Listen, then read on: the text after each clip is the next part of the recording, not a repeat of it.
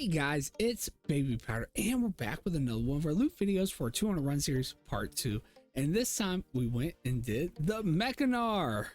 We did the Mechanar. It was really short, but at the same time, it was not that good when we did it in the Series 1. So I wanted to try our luck again before we wrap everything up and see if we could have some better luck, especially with seeing that Shadow Labs and Shattered Halls, which were our best dungeons in the Series 1, were not that great. So I thought maybe it would reverse it and maybe this could be really good.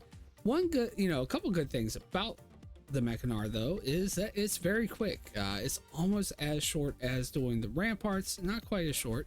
But again, with the ramparts, you do also get a lot of the really popular greens from BC and a chance to get epics, but you don't get that with the Mechanar. Now, some good things about the Mechanar is it does actually drop, if you're looking for them, the reputation tokens. It drops both the signets and the marks of Sargeras, which means it also drops the fell armaments and the arcane tome. So you can get both in one place, and it's really quick to do your runs.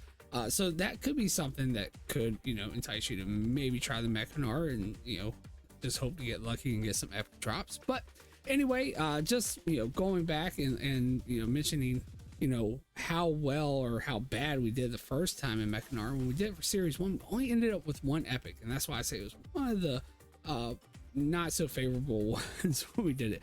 Though on average we usually get about maybe 2 epics for each 200 runs from these dungeons. So it's not very often that you even get an epic drop from any BC dungeon. So with it being short, it's not really that bad if you get a couple out of here. But we're hoping for the latter, hoping that we actually get a lot more than 2 or 3 or hopefully around 5. That'd be really nice.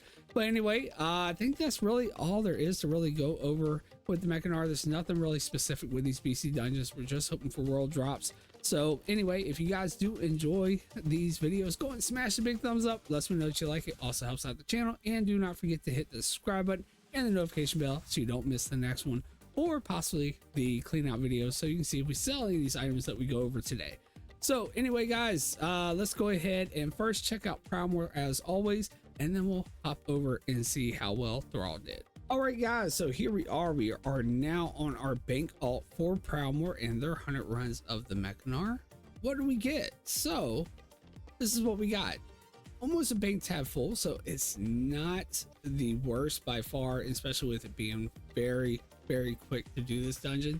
But if you notice, not seeing anything epic here, so we're off to a bad start with this one. Doesn't mean we haven't got anything. We still have another bank alt to check, but as always, let's go ahead and start off with our low value stuff. We'll quickly go through this and then we'll check out some of our high value stuff. All right, so first up here, we've got another trident. We've got ethereal edge glaive. Actually pretty decent amount of green stuff, even though it's not like the blood scale pieces and stuff like we get from ramparts and other places. Ghostly battle axe. We have rending claw here. We have a silver moon crescent axe. We have a crude umberfin blade, bloodstained hammer, beta staff. We also have a rending claw here. Let's see, we have Baron's broadsword here. We have the Blood Knight pauldrons here as well, and then Blood Knight greaves which are really nice. 5,900 at a 0.014 sell rate, so very nice one there. And also a reflective staff here, actually at 20,000 gold for this one, but it was below before, so we'll just keep it in the low value. Here we go, we got some low value blue items. We've got the crystal blade of the Draenei for 13,000 0.004 sell rate. We have Thunder Caller's gauntlets here for 8,400 0.001, unfortunately though. And then we have some patterns. So we got the design for the rigid star. This one's only 2,000, but again, very high sell rate, 0.016. I sometimes do keep items if it's got a decent sell rate, even if it's below the 5,000. We also have this design here for 9,200 at 0.003 sell rate. And then design for the delicate Eternium ring for 5,100 0.007. And then for our high value items, we have the Dragon Breath musket here. Bunch of shared appearances though, 51, almost 52,000. Doesn't actually give me a sell rate on that one though, but I'm assuming it's probably pretty low with that many shared appearances. We also have the Talari pole arm here for 31,000.004 celery. Is unique though, and we actually got 2 of those. And then these items are not necessarily high value. It's just what we got out of our lockboxes. So you do get a lot of, I think it's Corium lockboxes. And first up here, we got the Unyielding Chain Vest. It is a low value item at 8,700. We also had the Bone Chewer Shoulder Guards, unique item, 23,000.005. And then a Skeletal Broadsword, also unique, 20,000.001. And then a Talari Longbow, unique item, 95,000.001. All right, guys, so here now on Thrall. How did they do for their 100 runs of the Mechanar, completing our 200 runs total here? Let's see. And again, like a whole tap, actually a little bit more than what I feel like we saw on Proudmoore. And also, we got some epics here. So definitely a lot better in that category. Again, we'll quickly go through the low value stuff. Again, we have the Ethereal Edge Glaive. We have a Glorious War Axe here. We have Beta Staff. Nether Steel Claymore, we have Outland Shield, we have Baron's Broadsword, Dread Fangs. We also have a crude Umberfilm Blade, Boulder Fist Claymore, Blood Knight Pauldrons, Reaver Armor, and actual formula here for 16,000.005 for Enchant Bracer Versatility Prime. Then our low value blues, again, we got the Crystal Blade of the Draenei. That's 13,000.004. We got the Draenei Honor Guard Shield for 10,000.002. Actually, I have 2 of those. And then we have the Scales of the Beast here for 15,000.001. And then for our high value items, we've got the Assassin Silent Crossbow. A bunch of shared appearances though, 24,000. We also have the Talari Polearm, unique, 31,000.004. And we've got a formula for enchant weapon potency for 20,000.015 cell rate. Very nice cell rate on that one. And then we also have a high value blue item. We've got the Crown of Endless Knowledge here. 1 shared appearance, it looks like 45,000.005. And then our epics, as both of them are patterns. We've got the pattern for the Resolute Cape, kind of one of the lower ones, 52,000.002 cell rate. And then we got the pattern for the Windscale Hood, also kind of low, but it is almost at 100,000, 99,976 gold, 0.003 cell rate.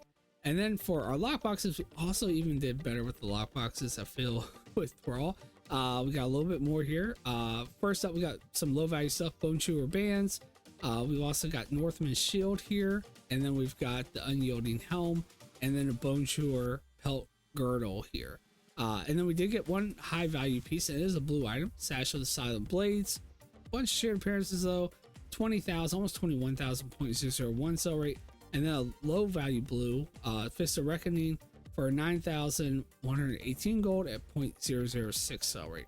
Then on top of the transmog though, and I didn't go over this with Proudmoore, but we did get the, like I said, the signets. We get the Mars of Sargeras, Fell Armaments, and Arcane Tomes. Also Primal Nether you get from all dungeons. But with the Fell Armaments, those are valued at 28,000, or not 28,000, 28 gold.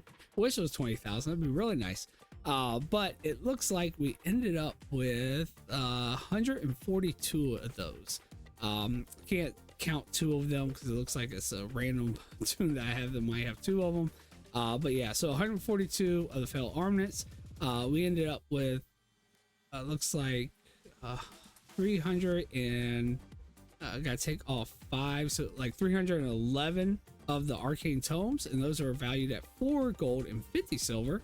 Wow, it looks like these took it did a reverse thing here, because I feel like or actually no, the Fell Armaments are still more valuable. Yeah, they're 28 gold versus 4 gold. Okay.